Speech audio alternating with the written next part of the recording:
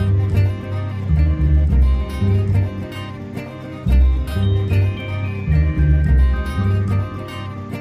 everyone, this is Tamara from shelfaddiction.com and welcome to another special live episode.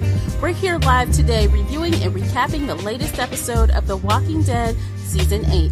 Whether you're listening live via Shelf Addiction or Spreaker, leave us a comment. We would love to hear your thoughts on last night's episode. If you enjoy live episodes, go ahead and share this on Twitter right now. Show your support by rating the podcast and leaving a positive review on Apple Podcasts or your listening app of choice. Joining me today is PCS co-host, fellow TV junkie, and indie author Lisa Orban. If you're listening to this episode after we're off the air, you can still leave a comment. You can also find me on Twitter at Shelf Addiction. You can also find Lisa on Twitter at Lisa Orban Author. If you'd like to email in feedback or questions, feel free to reach out to me at info@shelfaddiction.com or leave an internet voice message via SpeakPipe. The link is below in the show notes. Hey Lisa, what's going on, lady? Oh, I'm really excited to talk about last night's episode. There was so much. Much.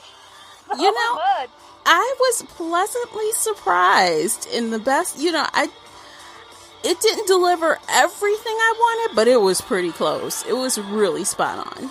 Oh, yeah. Yeah, I mean, and there was a couple of twists that I honestly never saw coming. How about you? Eugene being among them. Yeah, Eugene. Actually, there were two things. Well, Eugene shocked me. And when Rick sliced Negan's throat, at first I was like, oh my God, he killed him. And then I was like, oh no, he didn't kill him. And for me, the third big one was there at the very end when it's Maggie talking to Jesus and then Daryl comes out and there's that little triad moment of, we're all going to do this and we're going to do this, but Rick and Michonne, God, Maggie is mad. You know what? And actually when that scene came up with Maggie telling them, we're going to have to show him, we'll bide our time, all that, that at first I was like, what? But then it really didn't surprise me. I'm like, she was very mad. And then she turned it off. Like she was okay with it. I'm like, that just didn't sound right. Like you're so upset, but then, you just accept it. I'm like, no, there's no way. And clearly she didn't. Well, and it kind of, I am, and I'm not surprised right now that Daryl has essentially, for all intents and purposes, abandoned Rick at this point, and he's on Maggie's side. Yeah, I don't know. There were some things that just didn't exactly connect the dots about Maggie, Jesus, and Daryl. Like, for example, with Daryl, he just got finished letting Dwight go. He can forgive Dwight and let him walk away, even though he gave him a threat, don't come back. He let him go, but with this, he can't. And same with, Jesus this whole season. Oh, we need to save the people. He was save the innocent people. And now he's like looking all crazy, like, yeah, well, Maggie, whatever you want. I'm like, what? Well, but they're very specific. It's okay for the people. Daryl is fine. All the followers will forgive and forget, but not Negan. And I kind of get it, except Rick and Michonne are not letting him go. Right. They're not letting him freely engage. He is there as a warning. Right. He's not a guest. He is a prisoner. So, and in a way, I hate to say it, but I kind of think it was the right move.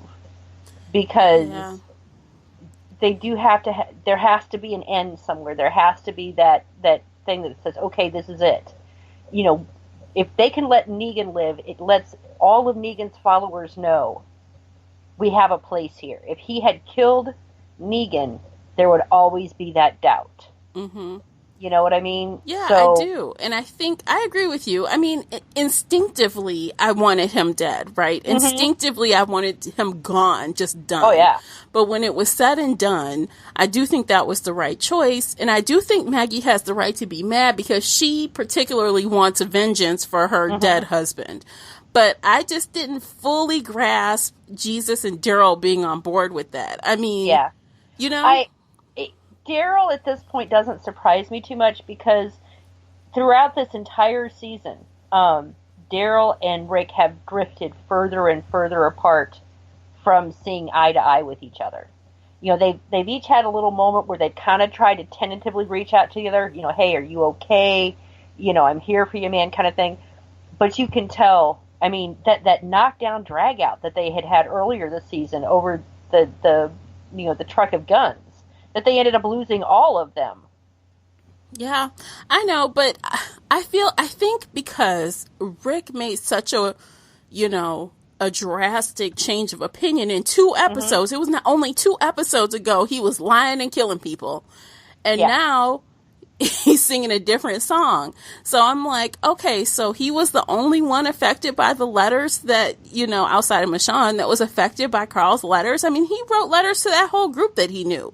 Mm-hmm. They weren't affected at all by showing mercy, I guess. Only when it applies to something they're okay with showing mercy for. Right. And you never see, you never see Daryl reading his or Maggie reading hers. Negan, we know, heard because Michonne read it to him. But nobody else. Enid is the only other one that you see actually reading his letter. Mm-hmm. And nobody else. Not Maggie, not Daryl, not anybody. And in a way, I am disappointed in Daryl, because when Carl was dying, Carl said, there has to be an end. There has to be a mercy. We have to, and Daryl seemed at that point when he was holding, the baby and stuff, it seemed like he understood, because he's like, yeah, yeah, you're right. And then now, now that it's all been said and done, he's massively pissed. And again, I would understand it if they had said, oh no, he's free to come and go, just like everyone else. No, I think I have a vision that when this next season starts, we're going to see him in basically a cinder block house with bars for windows and no exit, and they're just going to throw food into him. Right. Now, you know what? I have a theory here. I have a theory as far as Maggie going against Rick and stuff. I don't think they intend to turn them quote unquote bad. I don't think they want to hurt Rick. I think they just want to make a point. But I do think they're setting Maggie up to possibly die. So she's going to do something that backfires and kills her, or she dies in childbirth, or just something. I think they're leaving it open to kill her off just in case. Maybe. I mean, it's a possibility. And again, I mean, so we have, okay, were you as surprised with the whole, with Jadis? When they're like, so Jadis, no, call me Anne, or Annie. Oh my God, not even her name was real. No, I mean, honestly, she made that persona to go with her complete sentence her nonconformist self. But if she goes, she went to them, but I hope that she's over her little Rick crush. That's all I'm going to say. Just let's let that go. Oh, yeah. No, because as far as I understand it, she is not with Rick's people. I think she's at the Hilltop. Mm-hmm. I believe, I don't know for 100% sure, but as the people came through, it seemed like she was, because Jesus mentioned her. So I'm going to assume that she went with the Hilltop, she didn't go to the Kingdom or to Rick's people, to Alexandria. Yeah. Possibly. But, they're all kind of together in a way now. So they're doing a lot of probably going back and forth and helping with random things. So I think maybe the different locations, it might become a little fuzzy after a while. I guess people will live certain places, but they'll probably be all over the place. Oh, yeah, because, you can see them, they're fixing back up, the satellite outposts that they had. And, they're getting the sanctuary fixed back up. Now we have the Oceanside people. Well, they only had, their little, throwing, fire moment there on screen. They're now in with the group. So their territory at this point in time for what is going on is quite large. And if they can all keep it together, they will probably be a force to be reckoned with in the future.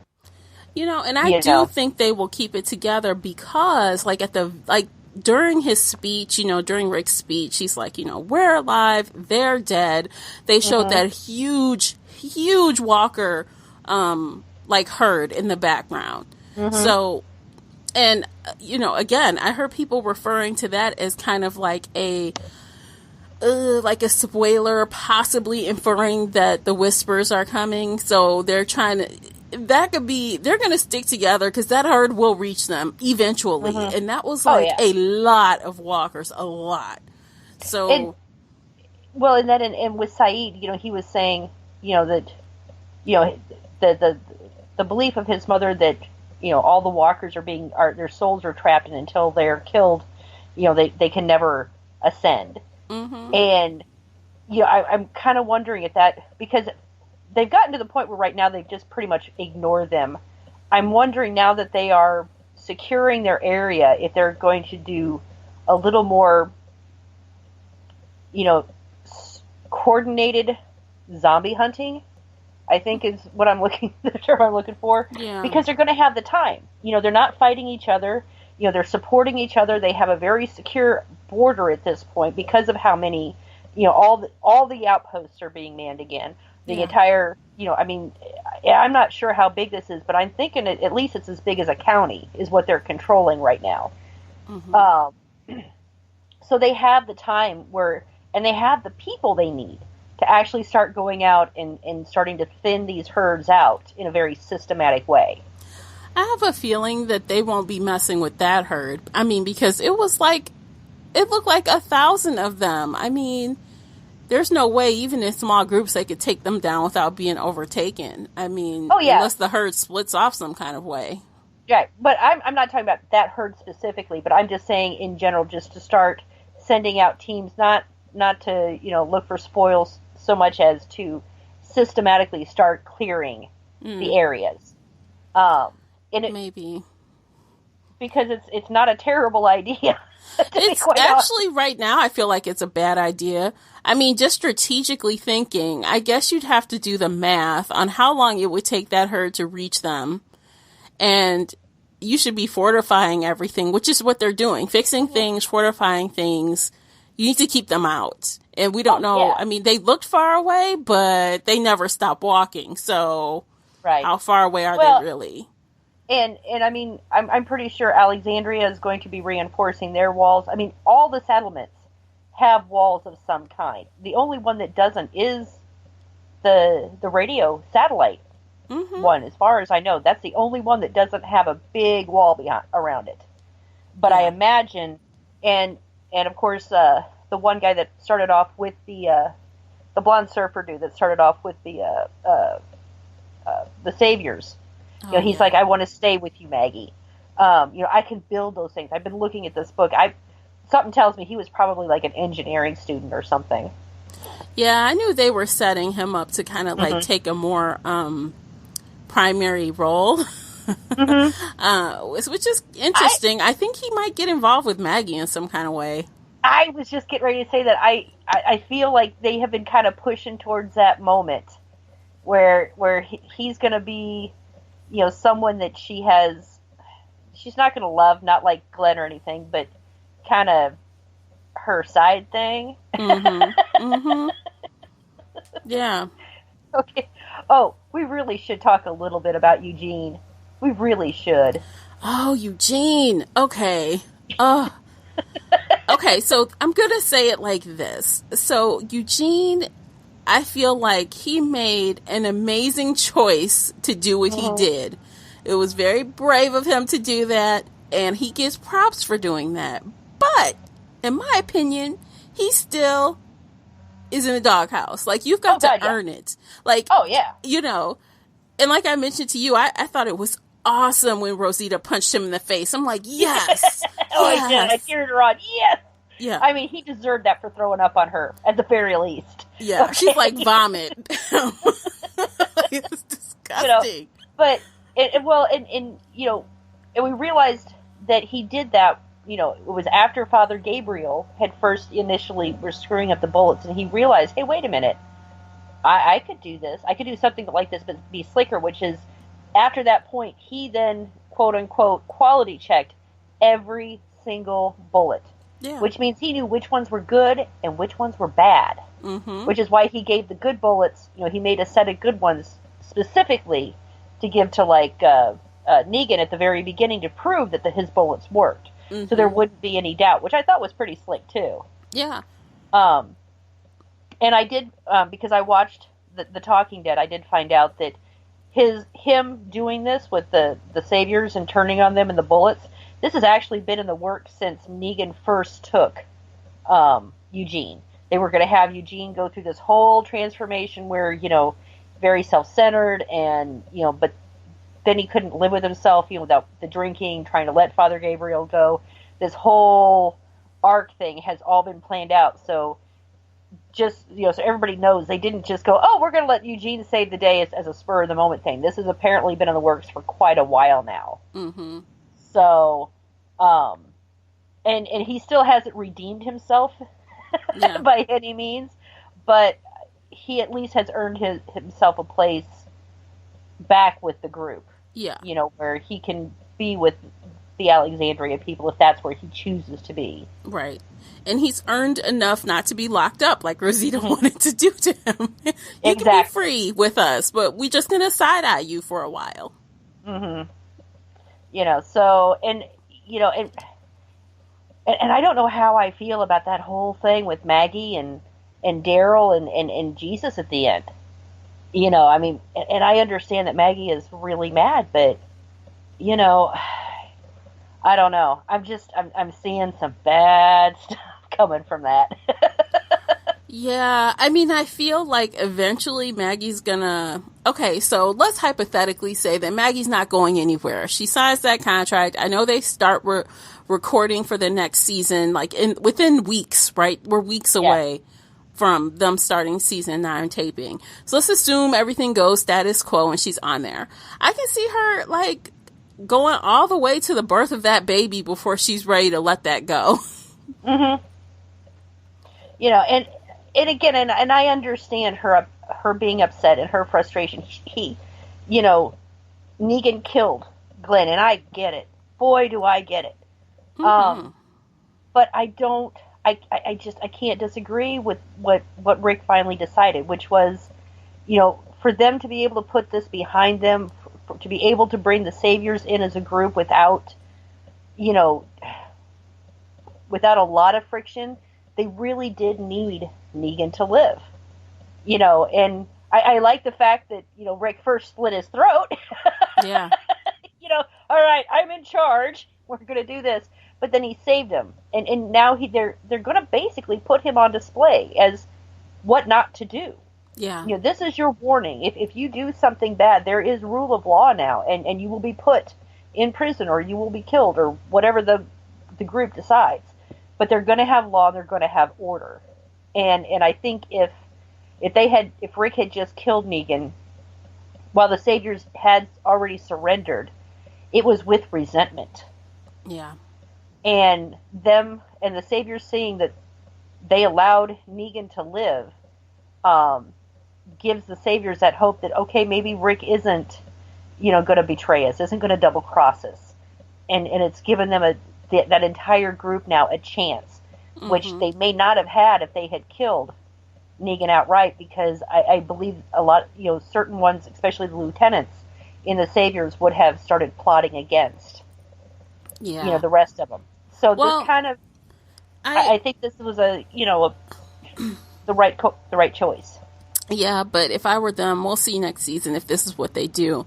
But all of those lieutenants, I mean, with the exception of Eugene, obviously, because he turned on them, mm-hmm. but they need to, like, I don't think they should be walking around free, especially, I mean, because technically they could keep trying to rescue Negan. They could do all kind of mm-hmm. crazy crap. So the lieutenants need to be, like, held accountable in some kind of way until they deem that they're not dangerous to anyone else. Right. Well, and, like I said, I don't think Eugene is with them anymore, and Dwight was given a free pass by Daryl, and, mm-hmm. and it does appear that his wife is somewhere, wherever their honeymoon was, I am going to assume. My Probably. guess, I'm going to go with Niagara. Don't ask me why. I'm just going to go with Niagara, because that's, honeymoon spot. Anyway. Or the Poconos. The Poconos. Didn't people used to honeymoon there back in the day? Do they still? Oh, I don't know. I don't know if they still do, but yeah. But that's on the same coast. They're in Virginia, right? Mm-hmm. Yeah, so it wouldn't be too far. Yeah, it wouldn't be too far for them, the Poconos. Yeah. And so I mean, there was the one thing I liked about this episode, I think, was the entire episode has left us open to the possibility of something better for everyone except for Negan. Yeah. Yeah. And with all this kumbaya, that's all great and all good, but I'm ready for the next fight.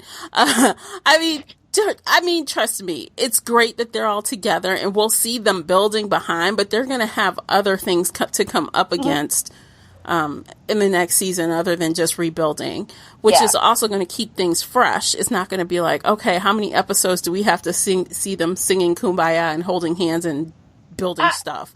Well, and I don't think it's going to be kumbaya. I mean, I really think, because there is going to be frictions, obviously. There are going to be problems between the groups, especially the saviors, because they have been so used to taking that none of them really have any skills at building. They don't know, they don't grow things there. They don't make things there. They have just taken, for their entire existence. So it is going to be this real big adjustment for them. Mm-hmm.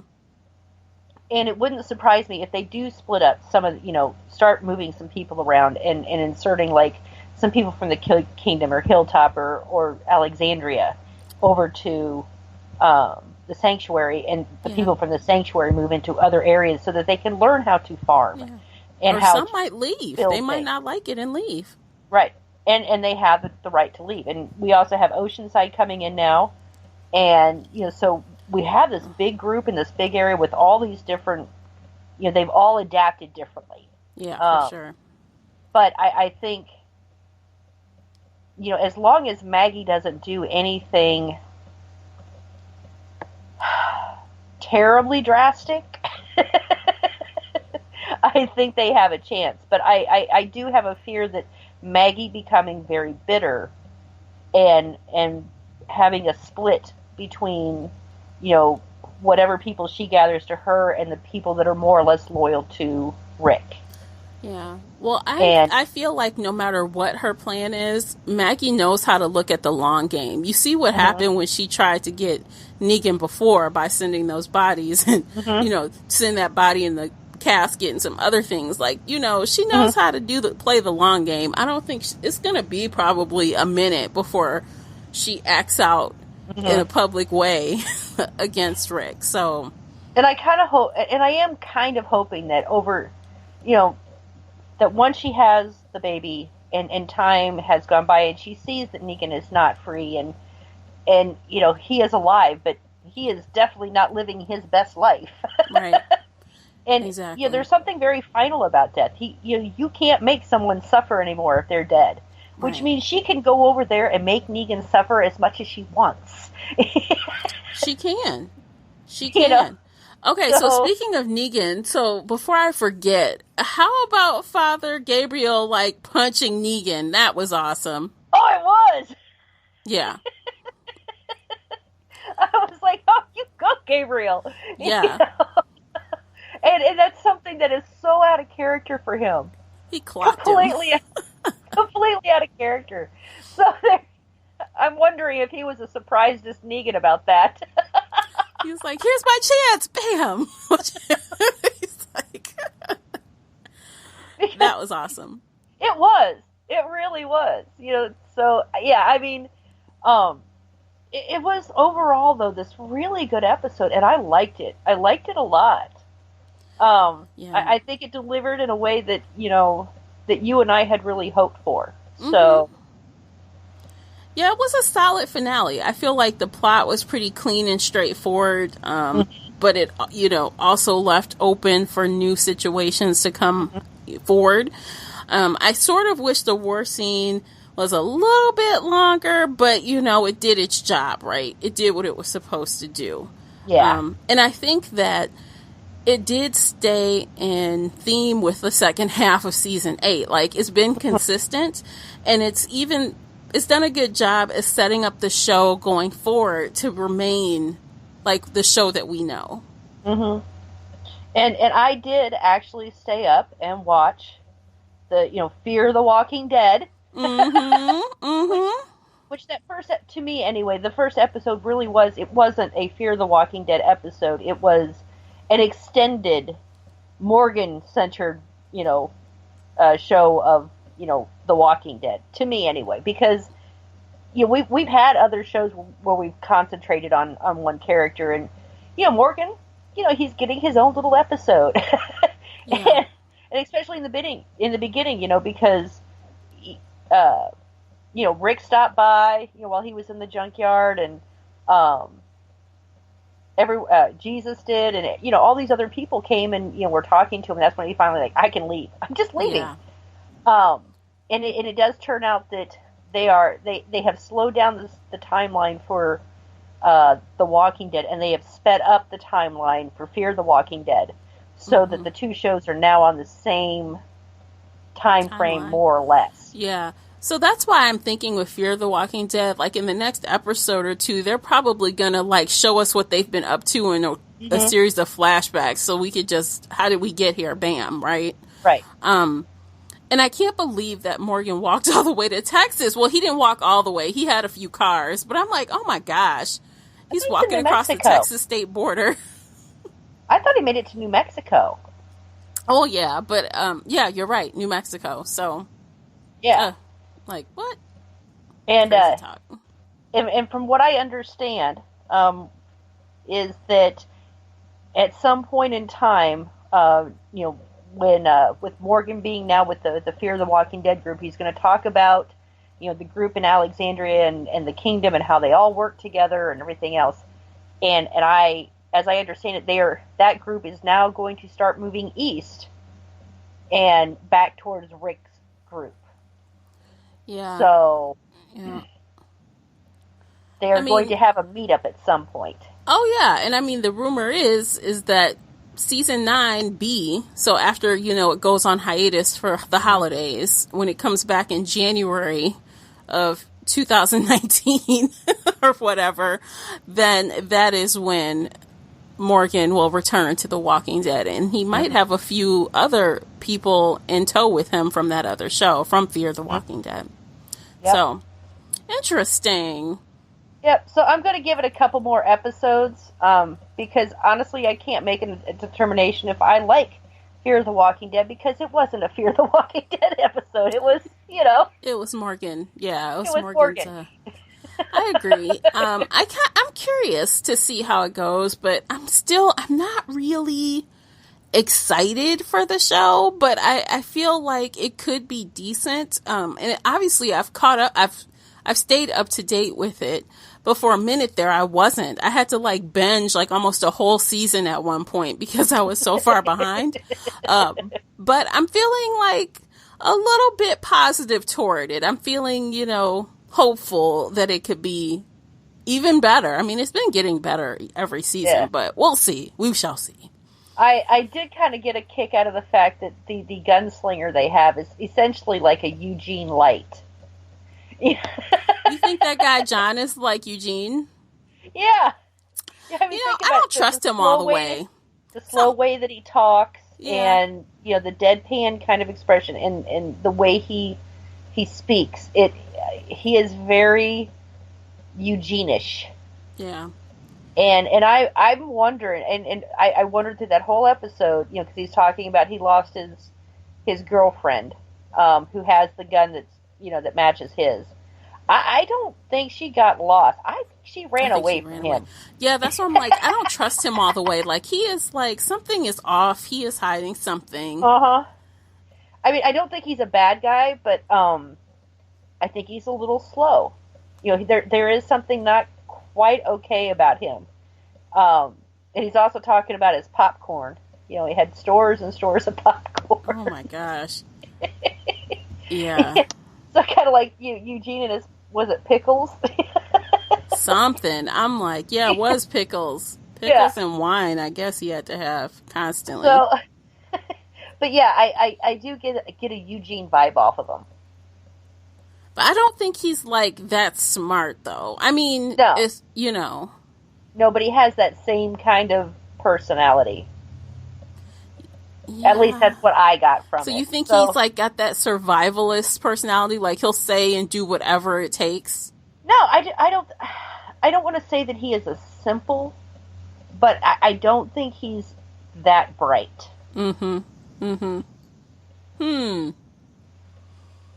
Well, I guess you'll have to keep watching and find out.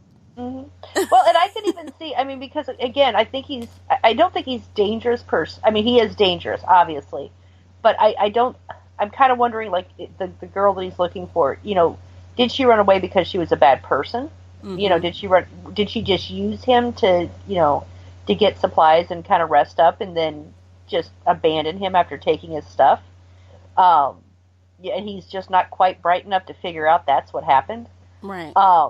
Because I don't think he's a malicious person. I just don't think he's that bright either. I agree. Yeah, I would agree with that totally.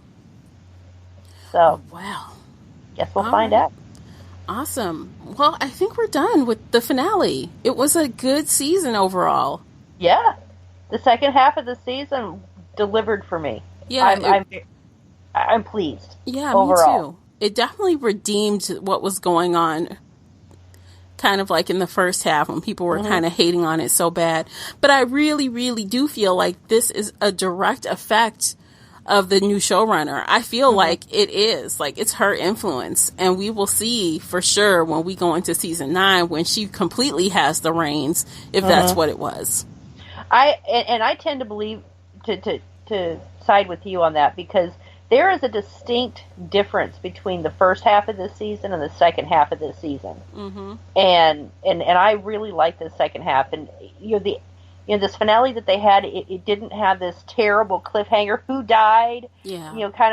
There's no big, there was no big, we have to wait so many months to find out what's going on. I mean, it left us with a lot of unanswered questions. What's going to happen with Maggie? Did Daryl turn his back on Rick? How are they going to deal with Negan going forward?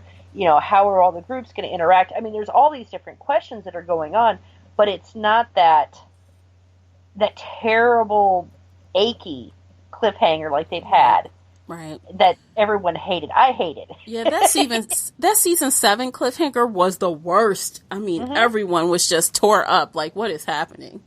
So I'm pleased with how they decided to end it. It left us with a lot of unanswered questions and a lot of things to do and go forward with, but it didn't leave me feel unfulfilled. I guess it didn't. There wasn't that abrupt slam at the end of we have no idea. So I'm pleased overall. It was satisfying, and we needed that after all. I mean, this war has drug on for like 2 seasons. We kind of needed like a reprieve from it.